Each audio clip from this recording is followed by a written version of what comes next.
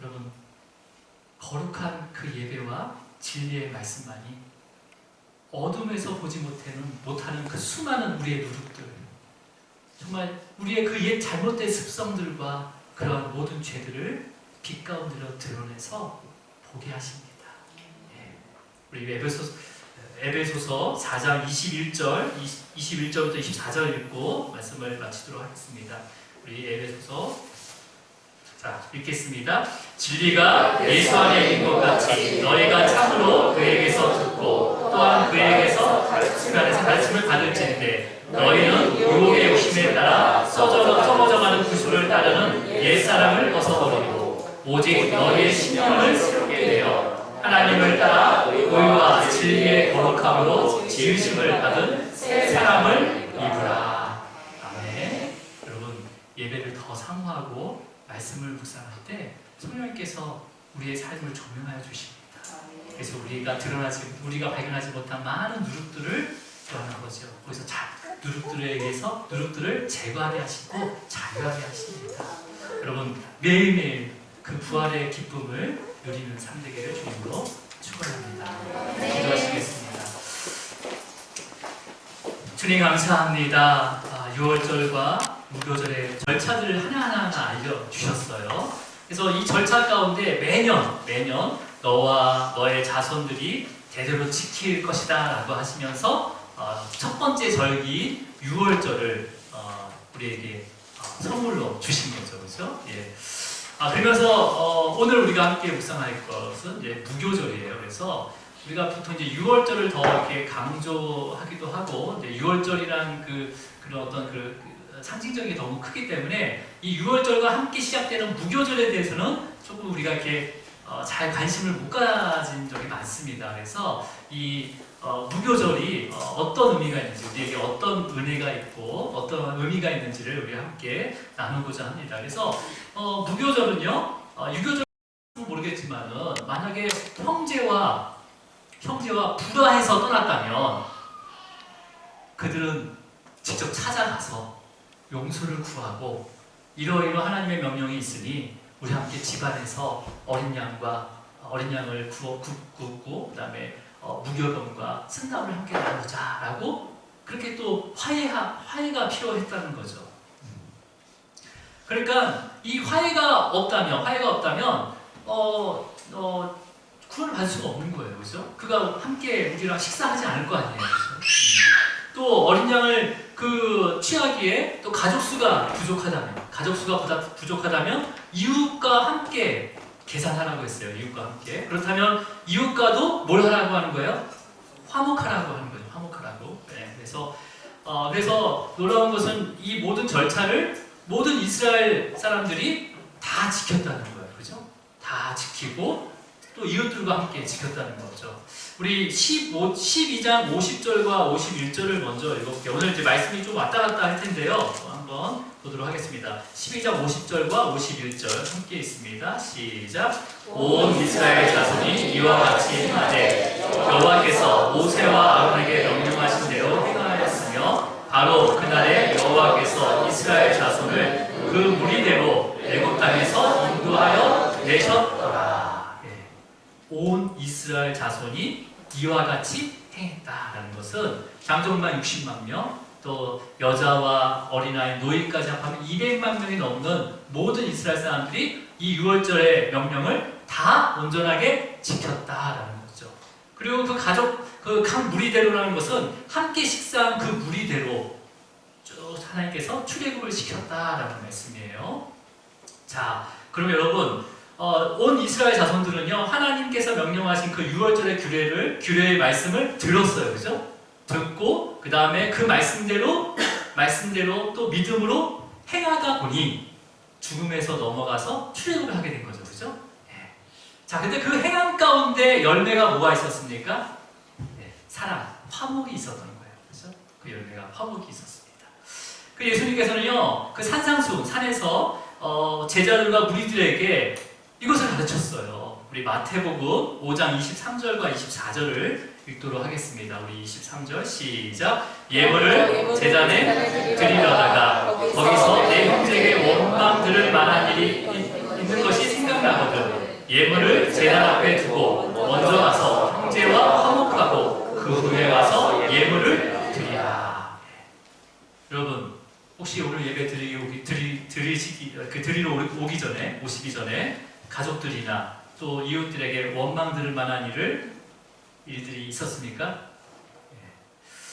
예배 마치고 화목하시기 바랍니다. 화목하시기 바랍니다.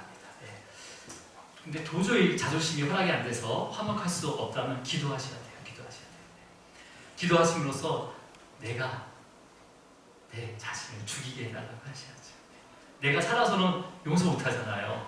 내가 살아서는 내가 그걸 자존심을 내놓지 못하거든요. 그래서 나를 죽이게 해달라고. 그리고 주님과 함께 살아서 주님의 눈으로 그 상대편을 보게 해달라고 기도하시기 바랍니다. 자, 여기서 이웃, 여기서 이제 어린 양을 취할 때 또 가족이 많든 적든 항상 뒤에 어린 양 한 마리 취하기 위해서는 사람이 부족하기 때문에 이웃과 함께 그것을 계산을 해야 돼요. 그죠? 그래서 결국은 가족 수가 부족하면 그 이웃들을 이렇게 초대할 수밖에 없는데, 여기서 이웃들은 이스라엘 사람들보다는 이방 거주민에 가깝습니다. 왜냐하면요, 이스라엘 사람들은 자기 가문을 되게 중시해요. 그죠? 중시하잖아요. 그렇기 때문에 이쪽에 가족이 모자란다고 해서 이쪽에 있는 이스라엘 가족들이 이쪽 가족으로 딱 들어가진 않아요. 그죠? 왜냐하면 그 양을 잡는 데는 그 가정의 대표가 잡는 건데 이쪽의 가정의 대표가 거기 안에 있을 수는 없고, 그러니까 항상 이웃을 초대한다는 것은 어떤 거예요? 이스라엘 동족이 아니라 다 이방 거주민들을 맞춰가지고 그 양을 취했다는 거예요. 그러니까 그 이웃을 초대할 때도, 이방 거주민을 초대할 때도 관계가 안 좋으면 어떻게 합니까? 또 화해를 하겠죠, 그죠? 화해를 하고 오해를 풀고 관계를 회복하고 나서 그 이스라엘 집으로 들어가서 어린 양을 같이 먹자고 이야기한 것뿐만 아니라 왜 여호와의 유월절을 함께 지켜야 되는지를 아마 설명해서 줬을 거예요, 그죠? 이방 거주민이니까 이 유월절의 이 어린 양의 유월절의 규례를 직접 설명 들은 건 아니잖아요, 모세하고 아론에게. 그래서 집안에서 초대하면서 분명히 그 모세에게 아론에게 들은 그 유월절의 규례를 설명을 해줬을 거예요. 아마 이렇게 전했겠죠. 이번에 하나님께서 재앙을 내리실 텐데 밤에 죽음의 사자가 내려와서 온 애굽 땅을 돌아다니면서 어린 양의 핏부름이 없는 집의 장자들을 다 죽일 거야 라는 소식을 전했겠죠. 그죠? 그리고 그 소식뿐만 아니라 이 장자가, 각 집안의 장자가 살기 위해서는 어린 양의 핏부름이 있는 집안에서 함께 허리에 띠를 띠고 신을 신고 그 다음에 지팡이를 잡고 불에 구는 어린 양과 무교봉과 쓴 나물을 먹어야 살 수 있다 라고 전했을 거 아니에요. 그죠? 그런 얘기 하나도 없이 그냥 같이 양고기나 한번 먹읍시다 라고 해서는 않았을 거 아니에요. 그죠? 자, 그러니까 여러분, 지금 이스라엘 백성들이 이 유월절 규례를 통해서, 유월절 절차를 통해서 무엇을 하고 있는 거예요? 복음을 전하고 있는 거잖아요.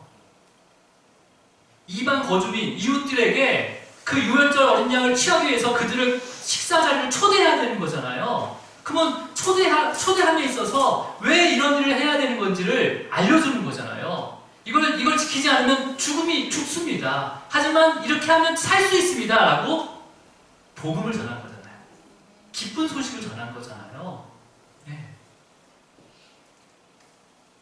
이 복음의 소식을 들은 이웃들은요, 이방 거주민들은 믿음으로 그 어린 양의 피 뿌린 그 집안에 들어간 거예요. 그리고 함께 유월절 규례를 지키게 되었을 때 언제인지 모르지만 그들도 함께 이 10번째 재앙, 죽음의 재앙에서 넘어가게 되고 출애굽을 하게 된 거죠. 자, 우리 12장 38절을 읽을게요. 12장 38절 시작. 수많은 잡족과 양과 소와 힘이 많은 가축이 그들과 함께 하였으며. 지금 출애굽한 그 인원들 중에서 수많은 잡족이 있다고 합니다. 이 잡족의 이 원어는 혼합된 무리들이에요. 그러니까 이 혼합된 무리에는 뭐예요? 이방인들이 있는 거죠, 그렇죠? 혼합된 무리, 이방인들이 있을 거고, 그 다음에 야곱이 데려왔던 종들의 자손들도 있었을 거예요. 그리고 그 당시에는 이제 셈족의 셈족 계열의 애굽 사람들이 아마 또 함께 이 기적을 보고 따랐을 겁니다. 그 수많은 잡족들이 믿음으로 같이 출애굽을 하게 된 거죠. 자, 그러니까 하나님의 구원은 이스라엘 백성에게만 허락된 게 아니라는 거죠. 그죠? 모든 이방인들에게 열어놓으신 거예요. 여러분, 그렇다 하더라도 말씀을 들었지만 믿지 않고는 구원을 받을 수 없습니다. 말씀을 들었지만 믿지 않는 자는 구원을 받을 수가 없어요. 이방인들에게 열어놨지만 복음을 들었지만 복음을 믿지 않는 자는 구원받을 수가 없습니다. 또 말씀을 들었고 복음을 들었고 믿기는 했지만 행함이 없는 자도 구원을 받을 수가 없습니다. 말씀을 듣고 그 말씀을 믿고 행하는 자들이 구원을 받는 거예요. 그죠? 여러분, 이 이방인들, 이웃들은 분명히 그 복음을 들었습니다. 그리고 믿고 행한 거예요. 그래서 이스라엘 그 사람들과 백성들과 함께 출애굽을 할 수가 있었던 거예요. 그래서 여러분, 이 유월절의 규례를 하나님께서 다시 말씀하실 때 이방인에 대한 부분을 포함시켰어요. 그게 바로 12장 48절 말씀입니다. 48절.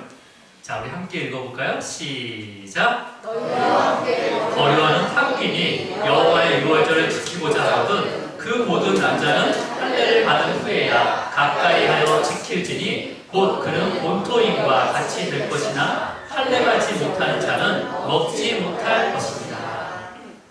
나중에 이제 출애굽을 하고 나서 1년마다 이 유월절의 규례를 하나님께서 말씀하시는데 이방인도 이 유월절을 지킬 수 있다라고 말씀하시는 거죠. 단 조건은 할례를 받아야 된다라고 말씀을 하십니다. 할례는 뭐죠? 하나님의 능력이 아니고선 내가 아무것도 할 수 없습니다라는 고백이에요. 또 하나님의 그 말씀을 끝까지 순종하겠다는 그 언약의 징표로 바로 할례를 받아야 된다는 거죠. 자, 그러면 이 할례를 받은 사람들은 똑같이 이스라엘 사람들과 함께 유월절을 지킬 수 있게 되는 거죠. 자, 그렇다면 여러분, 유월절은 단순히 그냥 죽음에서 넘어간 것을 기억하는 절기가 아닙니다. 뭐예요?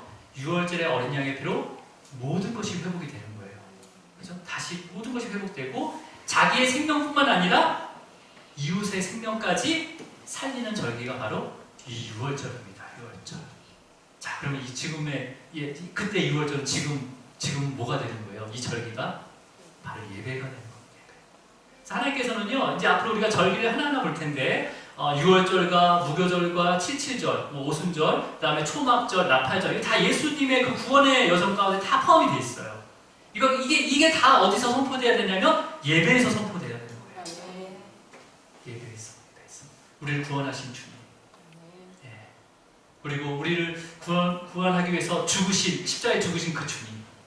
그리고 다시 오실 그 주님을 또 예배 가운데 우리가 바라봐야 되는 거죠. 자, 그래서 우리는 우리가 드리는 이 예배가 주님의 그 보혈로, 그 십자가의 보혈로 하나님과의 관계가 회복됐음을 우리가 누려야 되는 거죠. 누려야 되는 거고, 그 다음에 믿는 자들에게는 주님 안에서 우리가 하나가 됐다라는 기쁨을 또 나눠야 되는 거예요. 그리고 죄의 종에서 끊어짐과 그 다음에 주님 안에서 이제는 자유함을 누리는 그 부활의 기쁨을 누려야 됩니다. 이 예배 가운데. 또 이 예배는 어떤 예배가 되느냐면 믿지 않는 자들에게 복음이 전해지는 귀한 시간이 돼야 되는 거죠. 여러분, 이러한 이 예배, 우리가 드리는 이 예배가 정말 영과 진리로 드리는 거룩한 예배가 되기를 주님 축복합니다. 자, 그래서 유월절과 함께 시작되는 절기가 바로 무교절이에요. 무교절. 유월절 저녁에 함께 시작되는 절기가 바로 무교절이에요. 이 무교절은 유월절 저녁 때부터 7일간 무교병을 먹는 겁니다. 아주 단순하죠, 그죠? 예. 7일 동안 그 어린 양을 잡은 그날 저녁부터 7일 동안 그냥 무교병, 그냥 딱딱한 떡을 먹으면 되는 거예요. 빵을 먹으면 되는 거예요. 여러분, 먼저 무교병은 누룩이 들어가지 않는, 발효되지 않은 보리 빵을 얘기하는 거예요. 그 당시에 이제 보리가 이제 나오는 시기였기 때문에 보리를 갈아서 아마 빵을 만들었을 거예요. 근데 누룩이 들어가지 않는 거죠. 누룩이 들어가지 않는다는 것은 어떤 거냐면 그냥 물과 보리가루만 이겨가지고 구운 떡이에요. 빵이에요. 그러니까 어떻겠습니까? 그런 빵 먹어보셨어요? 제가 전문가한테 물어봤어요.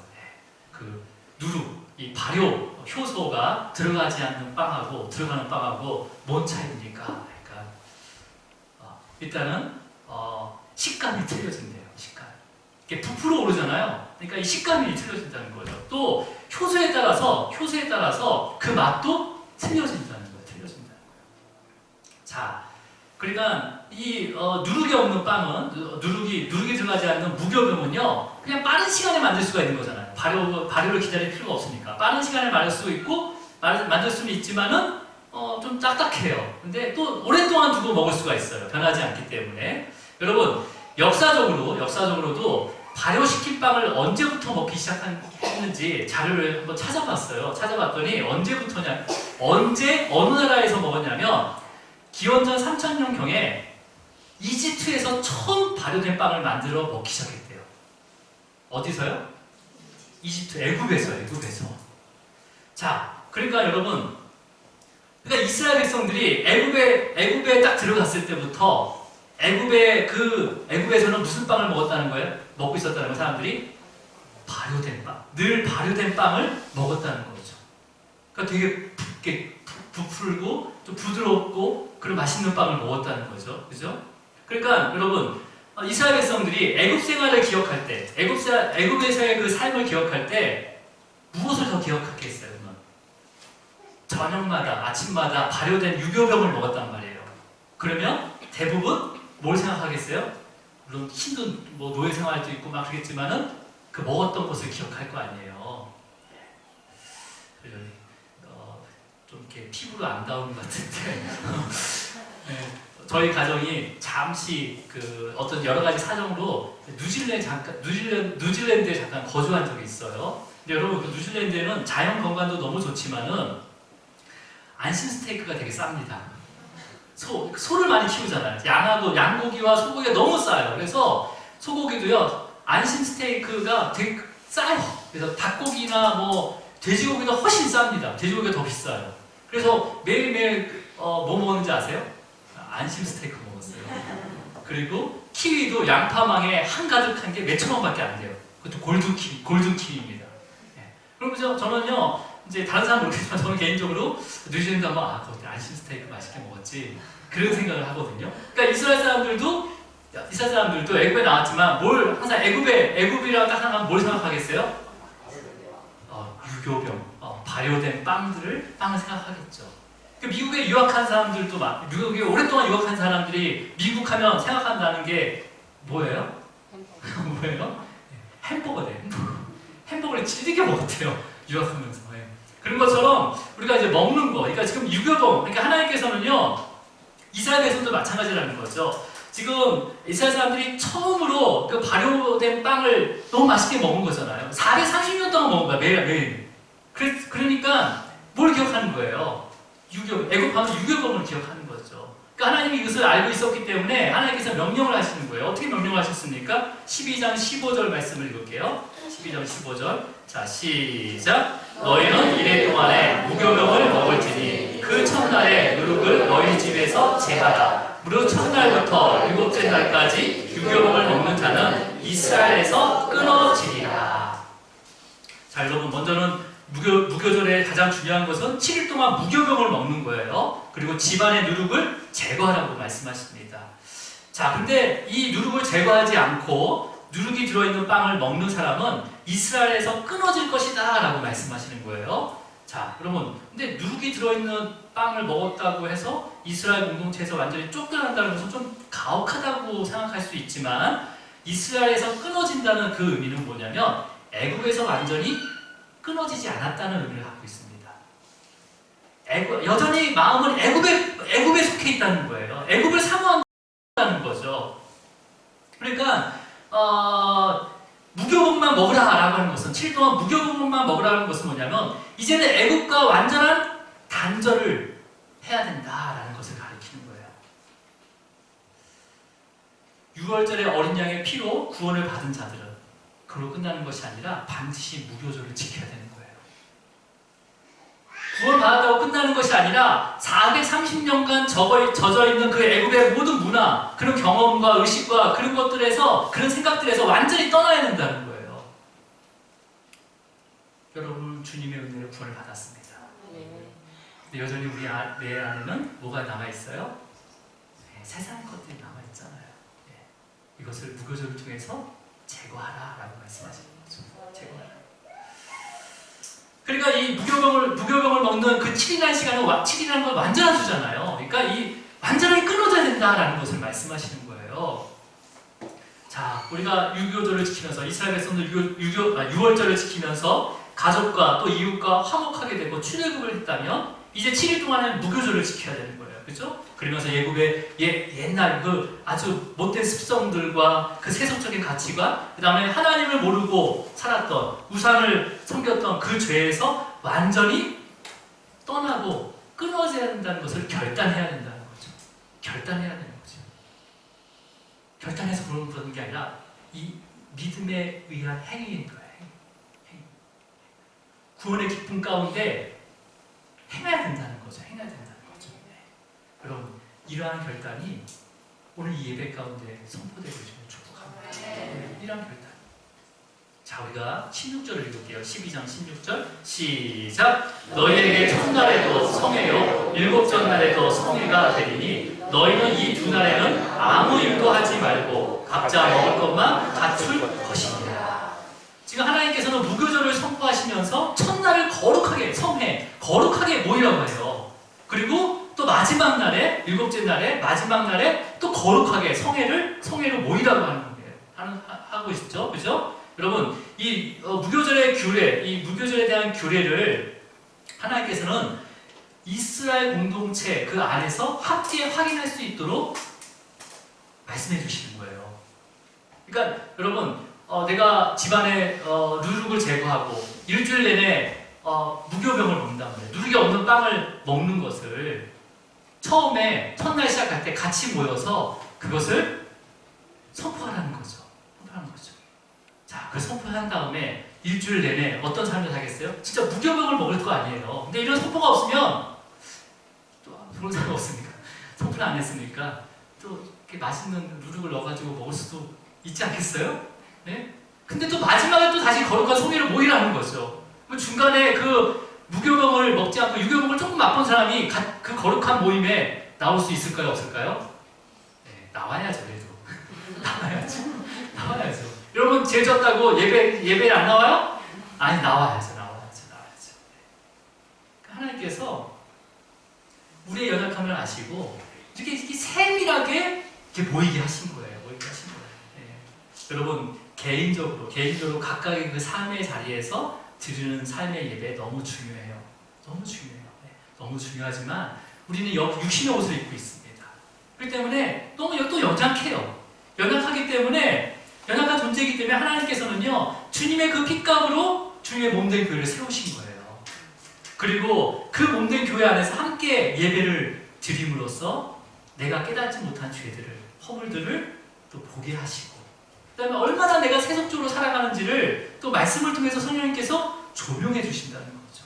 조명해 주시는 거죠. 그러면서 회개의 영을 또 주시고, 그 다음에 세상에 줄 수 없는 평안도 주시지만은, 누리게 하시지만은, 또 성도들 간의 그 믿음의 교제를 통해서 그 주님의 그 사랑과 그 위로를 직접 받게 하는 은혜를 이 교회 안에 심어주셨습니다. 심어주셨어요. 이것을 누리셔야 되는 거예요, 여러분. 누리셔야 돼요. 네. 그래서 여러분은 예배를 사모하셔야 됩니다. 예배를 사모하셔야 돼요. 네. 예배가 회복되면요, 여러분의 모든 삶이 회복됩니다. 모든 삶이 회복되는 거예요. 그래서 하나님께서는요, 이 유월절과 무교절을 영원히 지킬 것이다 라고 말씀하세요. 영원히 지켜야 된다라고 말씀하시는 거죠. 우리 17절 말씀을 읽도록 하겠습니다. 시작. 너희는 무교절을 지키라. 이날에 내가 너희 군대를 애굽 땅에서 인도하여 내었습니다. 그러므로 너희가 영원한 규례로 삼아 대대로 이날을 지킬지니라.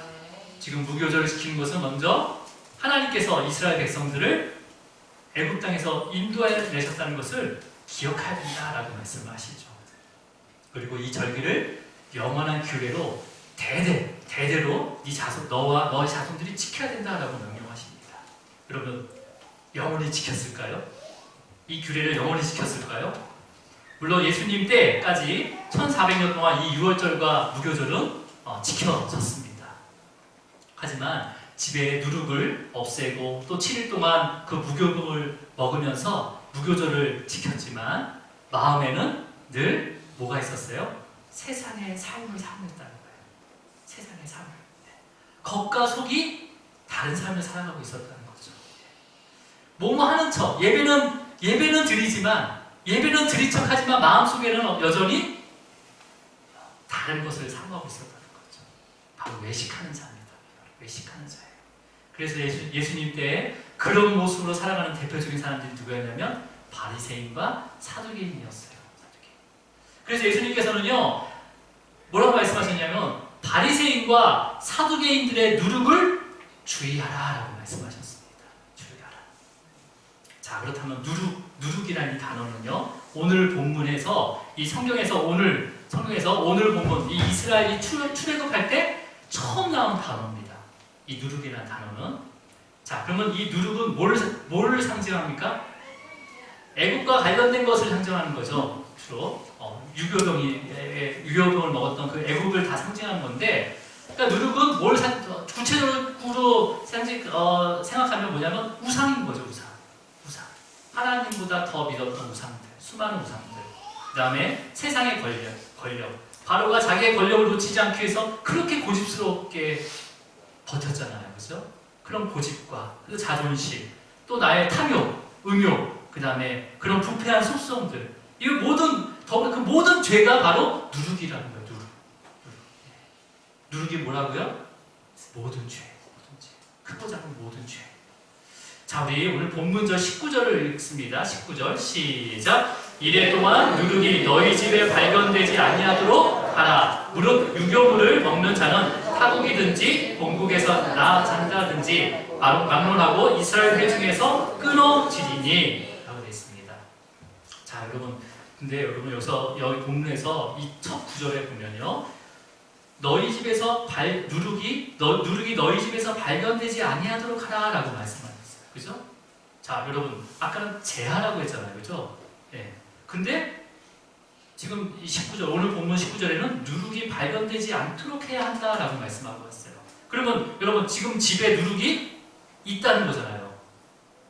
있는데 발견하지 못하고 있다는 거잖아요. 근데 여러분 이 발견하다라는 이 히브리 원어가 뭐냐면 나오다, 발생하다라는 의미를 가지고 있어요. 그러니까 여러분 누룩은 외부에서 들어온 것이 아니라 이 집안에서 발생하고 있다는 거죠. 나타나 있다는 거죠. 만약에 누룩이 외부에서 들어온 것이라면 외부를 차단하고 제거하면 끝나는 거예요. 그죠? 제거하면 끝나는 거예요. 근데 발견되지 않도록 하라. 그러니까 나타내지 않도록 하라는 거죠. 여러분, 그럼 누룩은 그게 뭐예요? 바로 우리 안에 여러분 그 깊은 내면에 얼마든지 나올 수 있는 죄의 속성을 얘기하고 있는 거예요. 죄의 속성.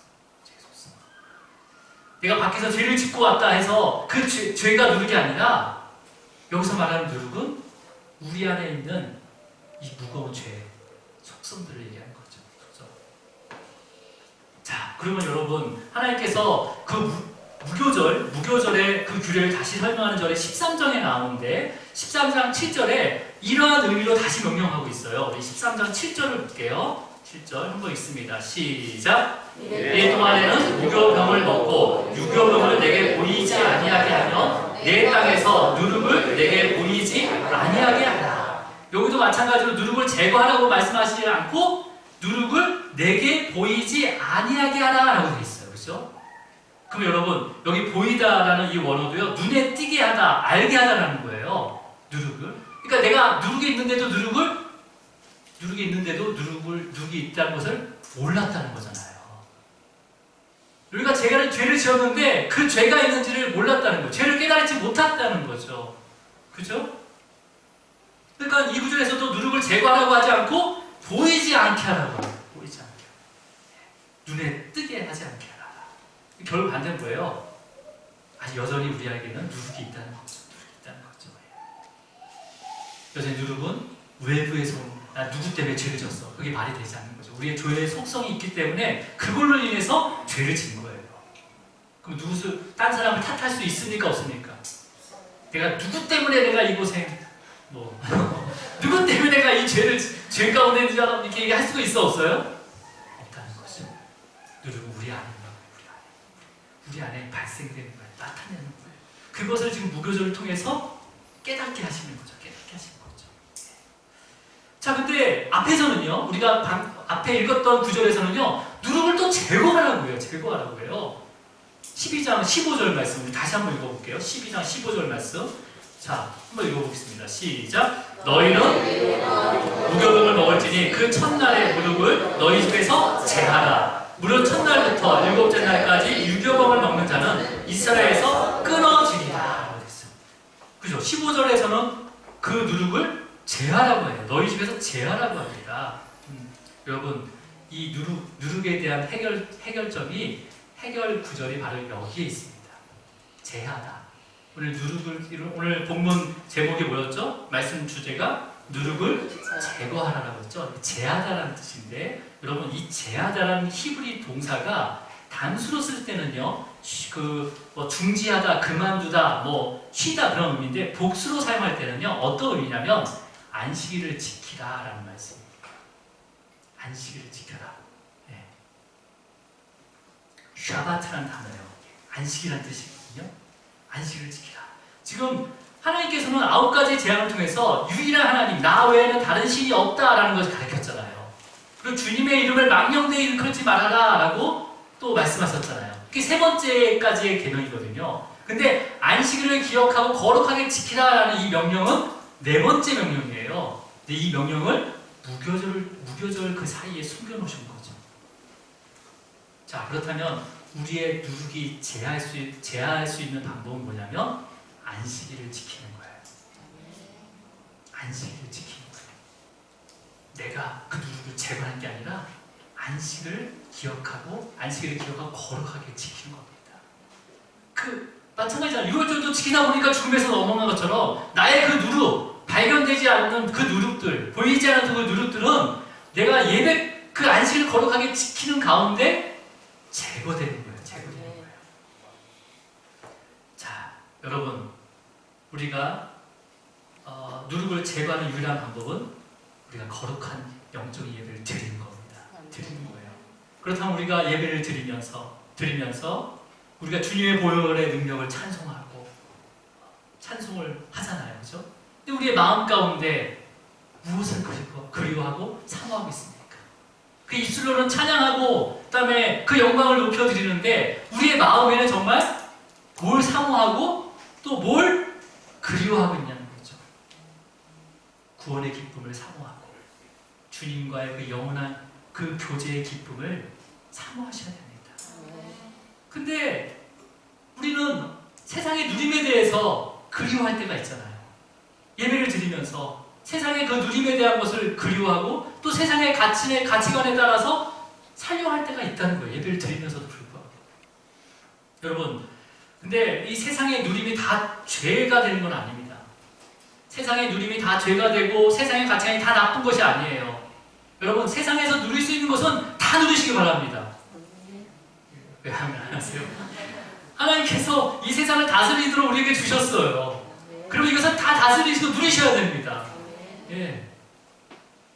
하지만 이것으로 인해 이 누림을 통해서 우리의 마음을 빼앗긴다면, 하나님의 사랑이 식어간다면, 그리고 우리의 삶의 그 겉과 속이 달라지고 있다면, 우리의 믿음이 연약해지고 경건에 이르지 못한다면 그것이 어떤 것이든 다 누룩이 되는 거예요. 다 죄가 되는 거예요. 그렇다면 우리가 7일 동안 먹어야 할 누룩 없는 그 무교병은 무엇일까요? 7일 동안 우리가 먹어야 된다고 하잖아요. 누룩 없는 무교병, 빵을 먹어야 된다잖아요. 이게 뭐죠? 거룩한 주님의 몸입니다. 몸이에요. 물론 말씀이 육신이 되어 오셨기 때문에 말씀도 맞는 거예요.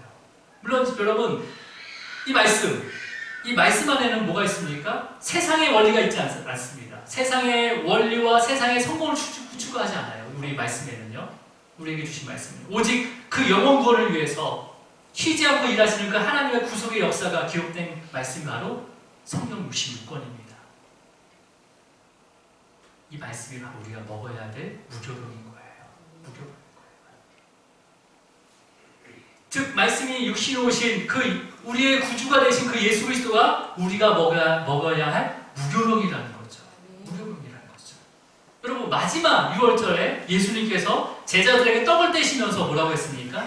그 6월절 그 저녁에 떡을 떼시면서 뭐라고 하셨어? 이 떡은 너희를 위하여 주는 나의 몸이다 라고 하신 이유가 바로 여기에 있습니다. 예수님이 무교병이라는 거예요. 그래서 우리는 성찬할 때마다 그 떡을 뗄 때마다 예수님의 몸을 먹는 거예요. 예수님의 그 거룩함을 우리가 기억하고 우리도 거룩해지기를 사모해야 되는 거예요. 이런 고백이 없이 우리가 그 떡을 뗀다는 것은 외식하는 자와 똑같습니다. 그냥 의식적으로 7일 동안 그냥 누룩 없는 무교병만 먹고 끝나는 거랑 똑같은 거예요. 대부분의 사람들은 성경만큼 어렵고 재미없는 책이 없다고 얘기해요. 하지만 역사상 가장 많이 팔린 책은 유일한 성경밖에 없습니다. 성경밖에 없어요. 구원의 은혜를 사모하고 그 구원의 은혜를 누리고자 하는 자는요, 그 성경의 그 말씀이 순금보다 더 귀하게 여겨집니다. 그 말씀이 송이꿀보다 더 달게 느껴져요. 이러한 은혜를 누리시기 바랍니다.